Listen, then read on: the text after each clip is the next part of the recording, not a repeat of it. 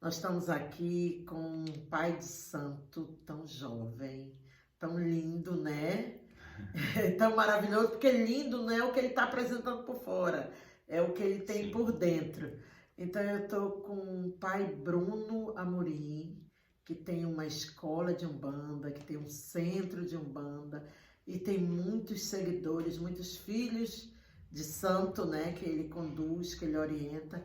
E ele é um pai velho, vocês estão vendo um jovem aqui, mas ele é um homem de muita sabedoria, porque ele tem do jovem ao ancião aprendendo com ele. E essa ancestralidade que ele carrega, que ele traz, ele vai partilhar com a gente.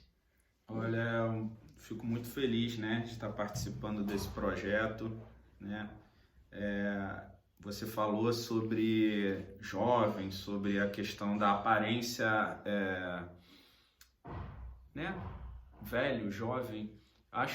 Eu acho o seguinte, em relação a essa questão da evolução que a gente tem no tempo das coisas que a gente vai vivendo. Então, o espírito, né, é imortal e a gente vai angariando tantas experiências, vivendo tanta coisa, que às vezes a gente tem essa aparência e, na verdade, a gente já tem muita experiência até nessa vida e em outras, né? E a Umbanda acredita nisso, acredita na idade do espírito. Na idade do Porque espírito. você é jovem, mas o espírito é um sábio antigo, né? É isso que eu quis dizer quando eu digo que Sim, as pessoas anciãs, você tem um jovem e tem um ancião como aluno. E isso é maravilhoso, né? sim, Eu muitas. vivo essa experiência e sei que isso é maravilhoso. Agora fala um pouquinho como é que começou esse chamado, quando que você entende essa sua missão, se ela vem da infância, quando que você entende e aceita. A minha relação com a espiritualidade, com a Umbanda, veio desde pequeno. Na verdade, eu sou de família umbandista, então já veio nessa cultura religiosa. Minha mãe me levava no terreiro, eu ficava vivenciando aquilo desde pequeno. Então eu posso dizer que vem de família. Mas as coisas foram mudando, né? Porque a religião de Umbanda, na verdade, é muito nova. Para quem não conhece, ela nasceu em 15 de novembro de 1908. Então, olha, tem tanta religião aí com 2, 3, 4, 5 mil anos e a Umbanda passou já um pouquinho dos seus 110 anos, né, de idade. Então, é uma religião jovem. E jovens também são os seus sacerdotes, jovens também são seus frequentadores, de idade e também da experiência na própria religião. A minha vivência na religião, na verdade, ela começou após o meu retorno a ela, porque até os 15, 16 eu tive essa vivência com a minha família, né? E depois eu me afastei um pouco para a minha vida, estudos, carreira, profissão, essas coisas. E aí nesse retorno, e eu posso dizer que eu retornei por causa da minha esposa Flávia, a gente tá junto aí há 8 anos, mais ou menos, a gente se casou há 8 anos, a gente tá junto há mais de 10 anos, na verdade. E aí quando eu conheci ela, ela começou com um despertar espiritual dentro da Umbanda. Então ela via espíritos, falava com eles, ela me acordava à noite falando que tinha uma criança correndo pela casa. Então, eu fui levado a voltar, né, às minhas origens, voltar para a Umbanda. E quando eu voltei, aí eu não parei mais. A gente entrou num desenvolvimento mediúnico, começamos a estudar a religião. Antes não tinha um estudo programado, sistematizado da religião. A religião era muito aquela coisa de vivenciar, né? Você vai aprender na prática, vivenciando. Não tinha essa coisa das escolas de Umbanda como tem hoje. É assim como tem em todas as religiões. Hoje um padre só vira padre depois de muito preparo e estudo, né? Um líder evangélico, mesma coisa. Um xamã, A mesma mesma coisa. coisa. Muita vivência, muita experiência, muito estudo. Então, na Umbanda, por que seria diferente? né?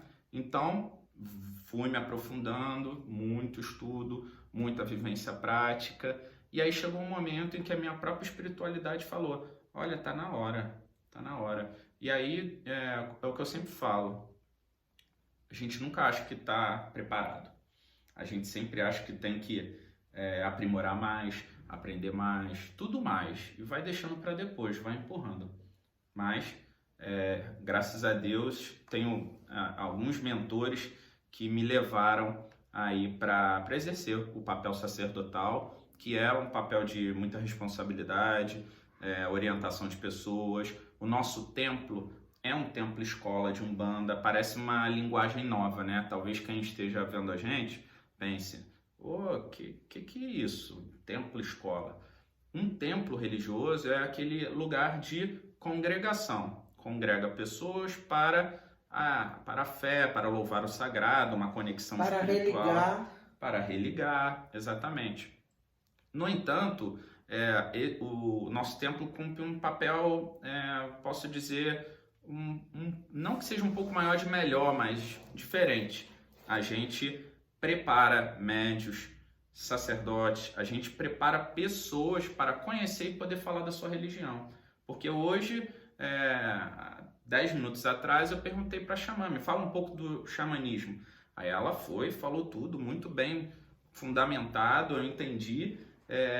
E o contrário também tem que ser verdadeiro. Ela tem, se ela perguntar sobre a Umbanda para mim, eu tenho que saber falar da minha religião, né? Então as pessoas às vezes vivenciam a religião e não sabem falar dela, né? E dentro do que você estava me falando aqui agora, está falando para todos nós que estão aí nos assistindo, a sua esposa foi o canal utilizado pelo mundo espiritual para lhe reconectar com aquilo que você já estava dentro, né?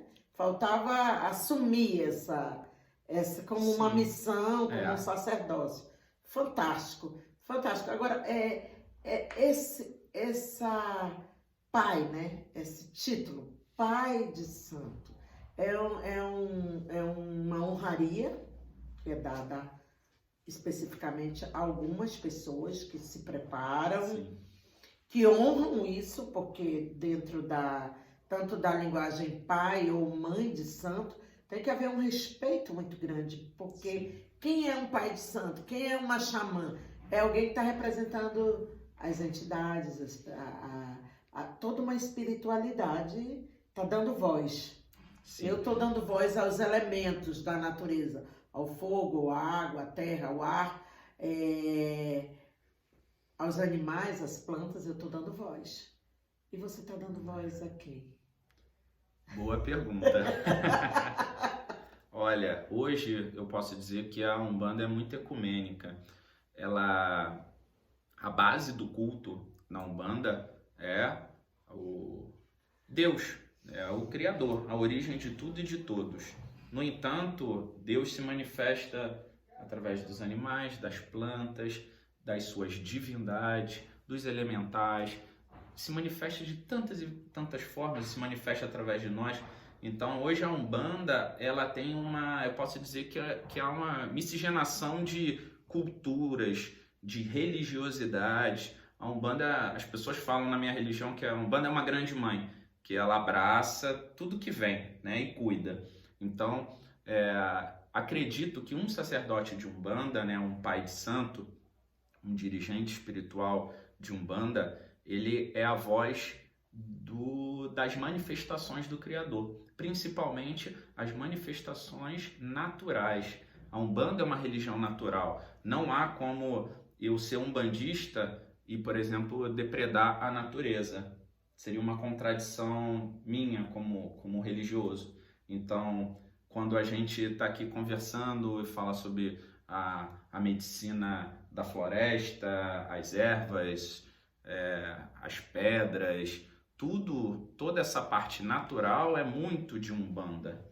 Mas para entender isso, precisa realmente estudar. E por isso esse nosso papel, né? Nosso papel é direcionar as pessoas no estudo, no campo do conhecimento. E a Umbanda é uma religião brasileira. É uma religião Ela brasileira. nasce no Brasil, começa tudo aqui verdade. no Brasil, né? No Rio de Janeiro. E hoje eu conheço grupos de Umbanda na Inglaterra, grupos de Umbanda Olha. em Portugal, na França, e como o europeu, quando se conecta com a energia da Umbanda, ele se sente completamente integralizado. Porque Sim. aí eu queria ouvir de você se a religião não tem cor, não tem raça, não tem sexo, não tem conta bancária, não tem gênero, se a sua visão é essa de acolhimento, que a religião da Umbanda é uma religião tão evoluída, que eu vejo a Umbanda como tão evoluída, que ela agrega, por isso que o título é pai, né?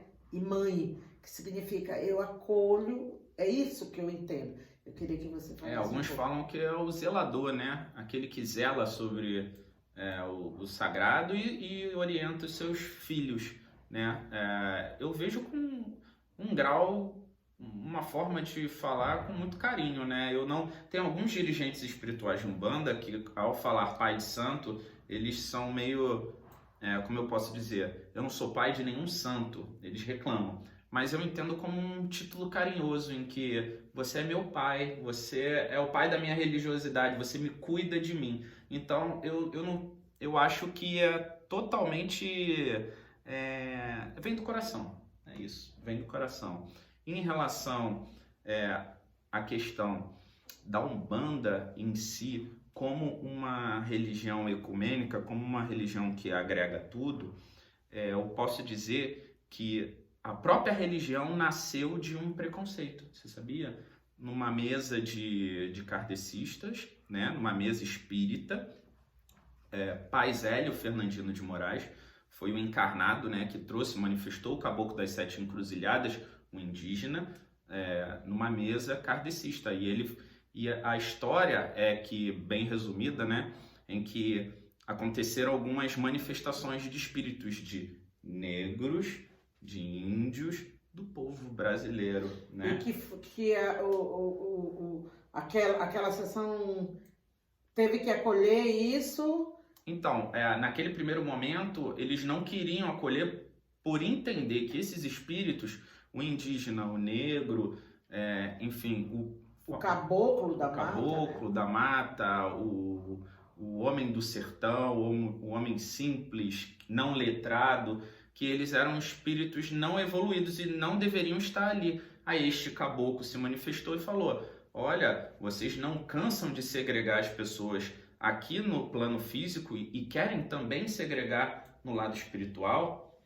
Para resolver isso, vou trazer uma religião que agrega todos os irmãos. E o negro poderá ter voz, o indígena poderá ter voz, o homem simples poderá ter voz e unirá os corações. Então, a Umbanda nasceu aí posso dizer, de um preconceito, e é a grande bandeira, né, da Umbanda. A grande bandeira. Que coisa fantástica, né? né? É lindo. Realmente a história da Umbanda é linda. Eu não sabia nessa linguagem, mas eu fico cada vez mais encantada, porque eu tenho uma admiração particular pela Umbanda e uma confiança, porque creio que todas as religiões e todas as práticas e seitas, elas estão no mesmo caminho da luz. A paisagem é que está diferente, cada um está vendo do jeito que quer, né? Agora eu queria que você me falasse mais um pouquinho da questão, o respeito pelas outras religiões, que isso é o objetivo dessa nossa conversa, para que se entenda que somos todos um, filho da Mãe Terra, do Pai Céu. O céu é igual para todos, para o umbandista, para o xamã, para o evangélico, para o católico, né? Essa questão de diferenciar que eu levo para uma falta de respeito.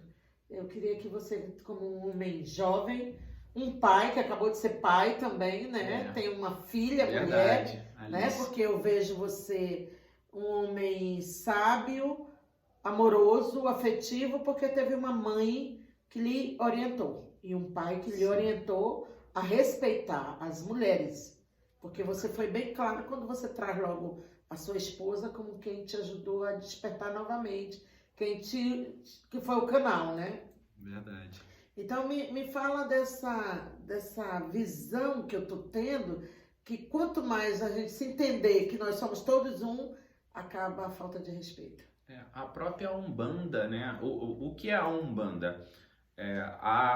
A origem da etimologia da Umbanda, a palavra Umbanda, ela vem lá da língua Quimbundo, na África, numa região Banto, em que Umbanda ou Mibanda é o sacerdote africano. Olha que interessante, é o xamã. O xamã daquela cultura angolana. Então, esse é o Umbanda, e significa o curador. Esse é um entendimento sobre Umbanda. O outro entendimento que o Caboclo das Sete Encruzilhadas trouxe, aí sai do estudo da etimologia da palavra Umbanda, o que ela significa para nós, umbandistas. Significa, aí respondendo sua pergunta, nós somos um nesta grande banda. Cada um de nós somos um nessa grande banda. Essa grande banda é o conjunto, o todo.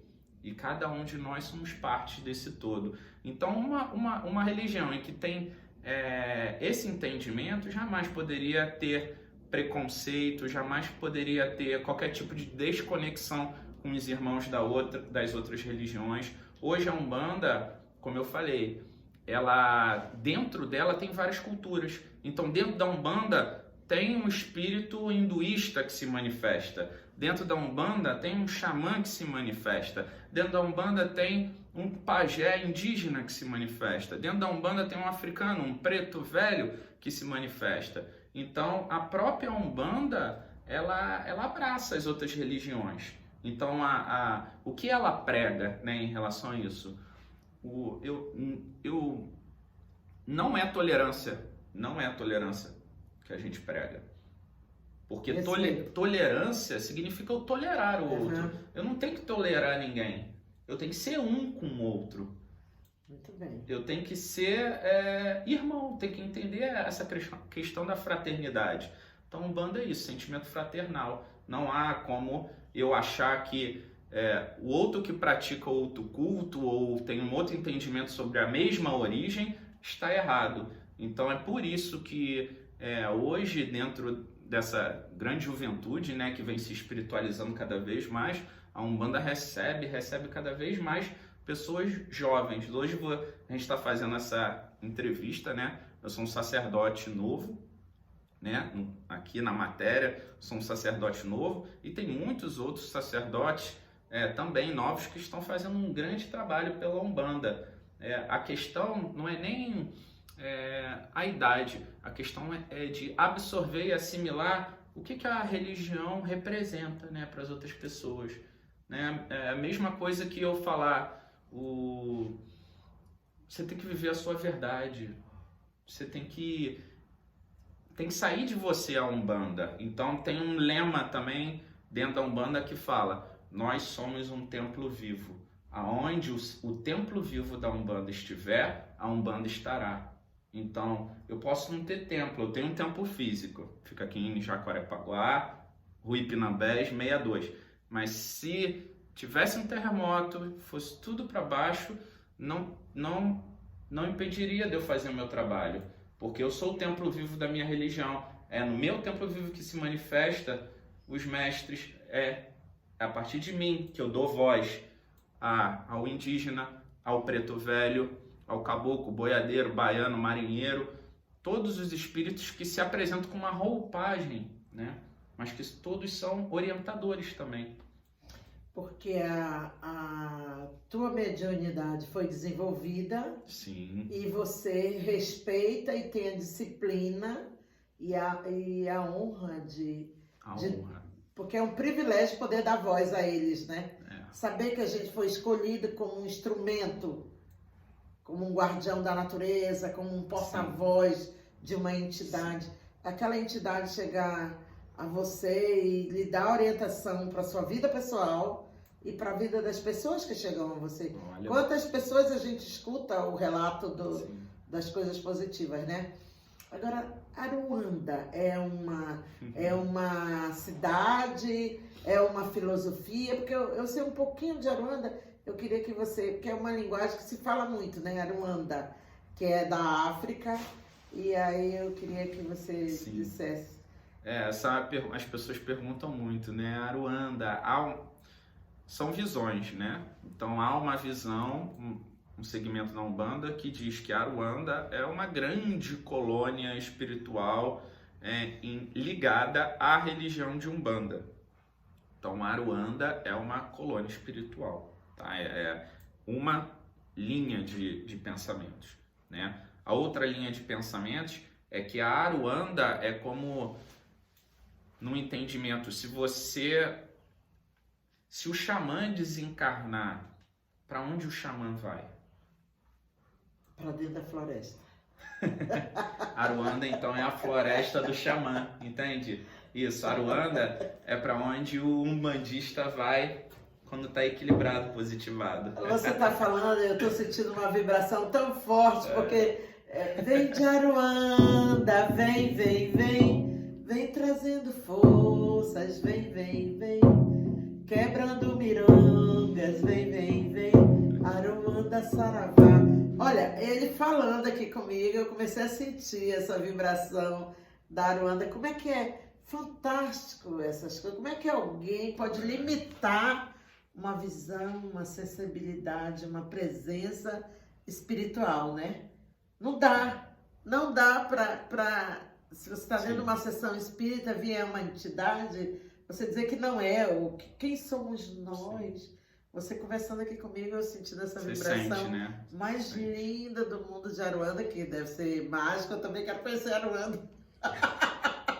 Olha, Aruanda é o próprio, são, agora numa linguagem mais, vamos dizer, técnica, são as faixas vibratórias positivas daqueles que realmente souberam ser Umbanda, o curador, né? O curador da alma. Tem um irmão na Umbanda, um grande amigo, que fala que um umbandista é o curador da alma, né? E qual segmento religioso não é curador da alma, né? Essa é a verdade. E não religioso também, o fazer ao bem. E se cura com a palavra, com acolhimento, sim. Com um abraço, né? E essa cura, ela é uma reconexão, porque o xamã também é o curador, o pajé é o curador da aldeia, porque o cacique é o administrador, mas o xamã e o pajé são os curadores, são os herveiros, os benzedeiros, né? Do corpo e da alma.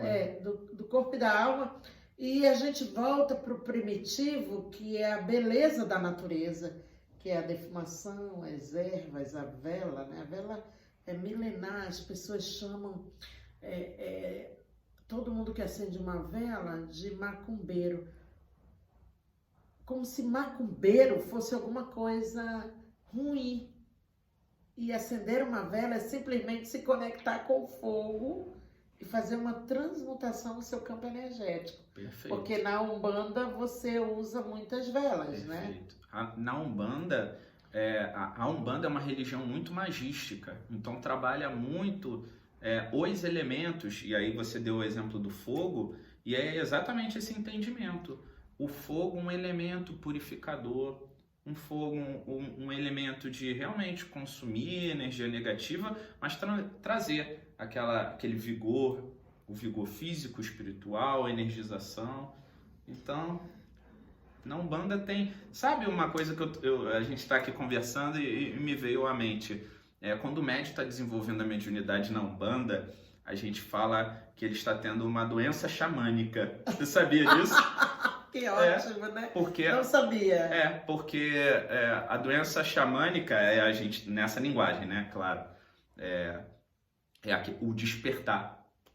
É o despertar da conexão. É o chamado, então. É o chamado. Pronto. Isso. Dentro do xamanismo se usa muito a palavra chamado, né? Quando eu te chamo para alguma coisa, é porque você está pronto. Isso. Não porque eu sou o mestre. Perfeito. Né? Costuma-se dizer que quando você está pronto, o mestre aparece. Não, você está pronto quando você atende o chamado. Perfeito. E eu falei de e doença... o mestre está dentro de você. E eu falei de doença não no sentido pejorativo. É porque quando você sai dessa frequência, você tem um choque mesmo energético. Aí, essas coisas, dá dor de cabeça, alguns ficam até da febre. Então, são suadouro, calafrios. Então, você vai tendo o chamado e vai vibrar no seu íntimo a vontade de desenvolver. E aí começam as conexões, né, se estabelecendo. E é lindo, né? Lindo é a fonte, né, inesgotável que você tem de conhecimento da Umbanda. Como ele fala da Umbanda, você fica assim, embevecido de estar ouvindo, né, gente?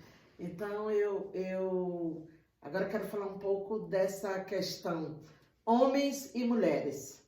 Por que mais mulheres vão e essa coisa do homem estar... Comigo acontece, às vezes, os homens nem quererem, vão... Eu tive uma história muito engraçada, o cara chegou na porta, você já vai para casa dessa bruxa, com a mulher dele.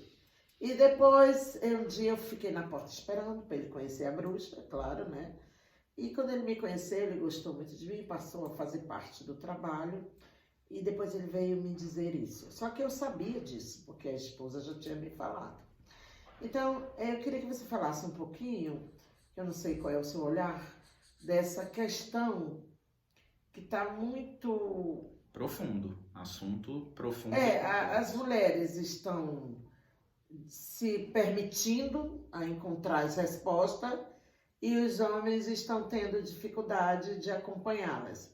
E essa é uma falha que está havendo na dualidade dentro do feminino ou do masculino, ou começa lá na primeira infância, porque você já começou, minha mãe, minha família era umbandista, e eu desde criança estou nisso. Então houve uma abertura de consciência aí para você muito grande, e uma recepção muito acolhedora da sua parte, no seu desenvolvimento.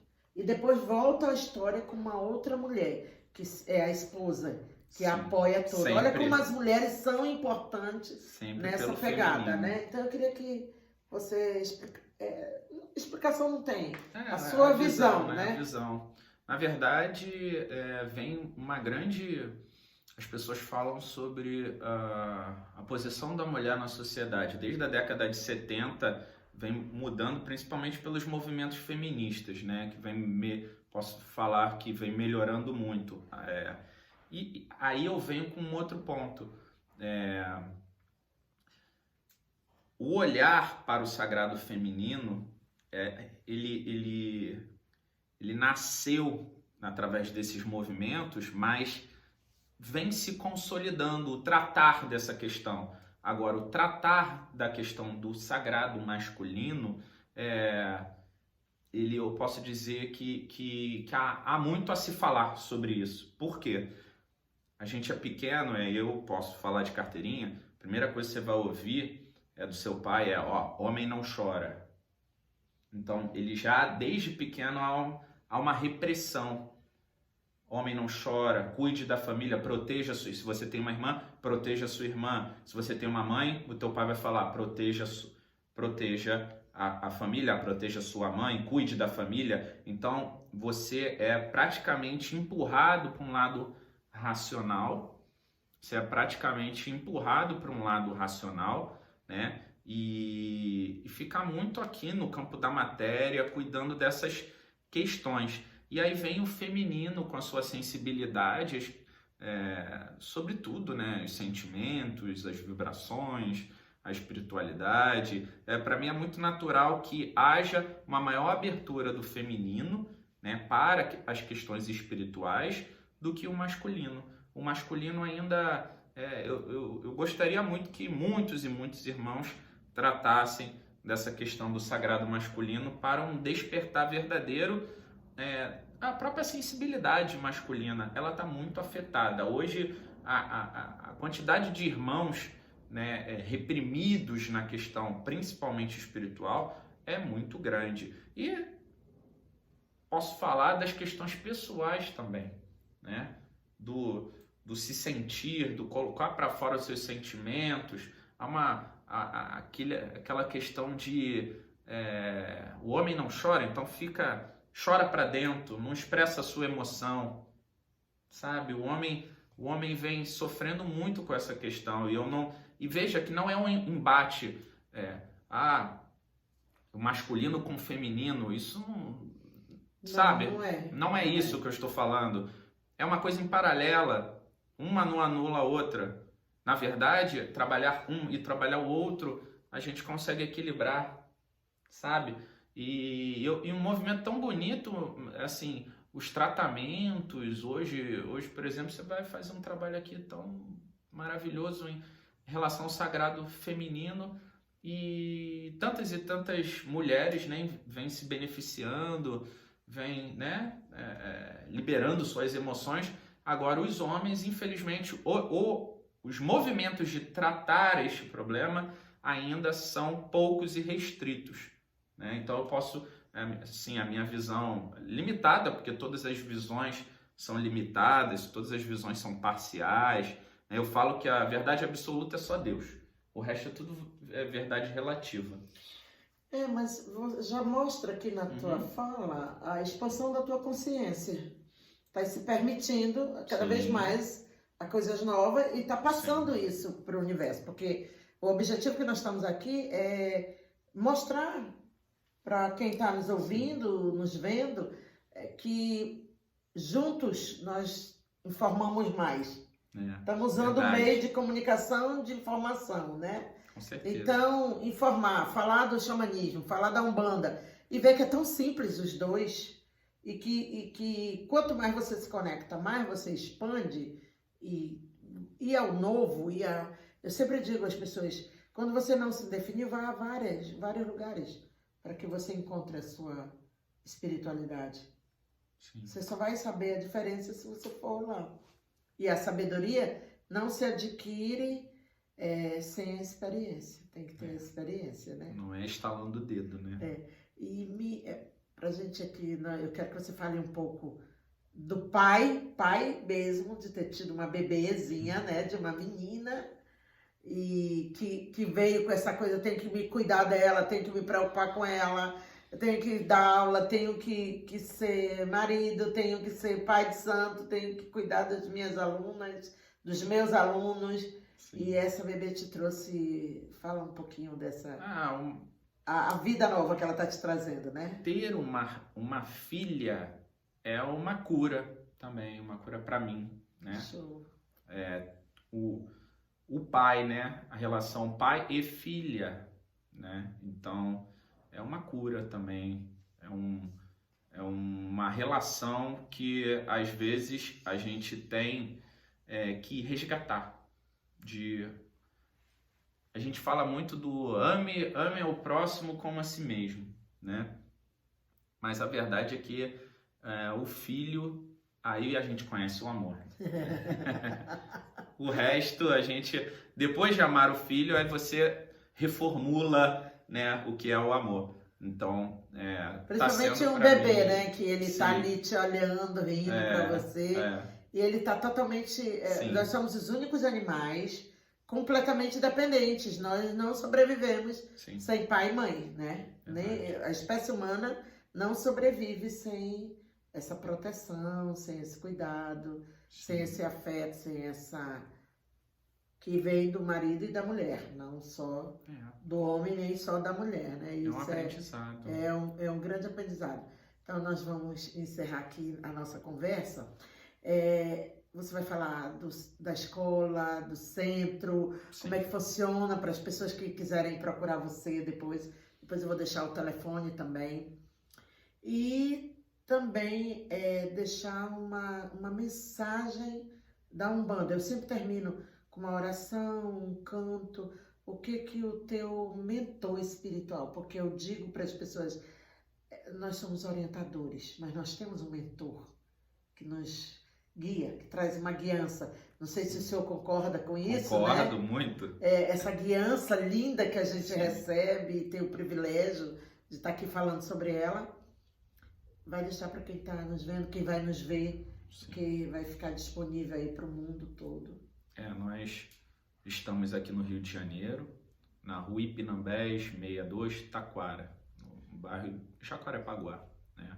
A gente tem um templo e cumpre sua função de assistência religiosa, giras, a gente chama de giras os cultos, né? As ritualísticas. Então a gente tem giras públicas de atendimento gratuito às pessoas, né? Todas as quartas, de 8 às 10. E muitos cursos de preparação mediúnica, muitos cursos de magia divina, o se iniciar no fogo, nos vegetais, na terra. Tem essa questão magística também muito forte no nosso templo, e tem muitos módulos em que a gente prepara os irmãos. Como mensagem... Não, antes da mensagem, deixa eu fazer uma pergunta. Quando você fala de vegetais, tem alguma coisa a ver com ayahuasca e daime, ou só com as plantas de poder espirituais, para que a pessoa saiba usar as plantas como cura? Sim. Ou se você usa essas plantas de daime e ayahuasca? Não, o nosso trabalho, ele é só com plantas medicinais, e não entendam como... A gente chama de ervas, tá? Ervas em que você vai fazer defumação, banho, fazer mandalas, né? E tem tantas ritualísticas, mas a gente trabalha com semente, com flores, com folhas, com cascas, né? Então a gente não... A ingestão é só fitoterápica. Eu falo que é no campo da fitoterapia de chá, né? Então Muito você tá bem. com algum problema em algum lugar, e a gente conhece as ervas que vão atuar ali. Você usa as ervas espirituais como uma reconexão da essência da pessoa com a medicina da erva, né? Sim. Muito, muito massa isso. Gostei de ouvir isso, porque eu faço também. Tem muitas semelhanças.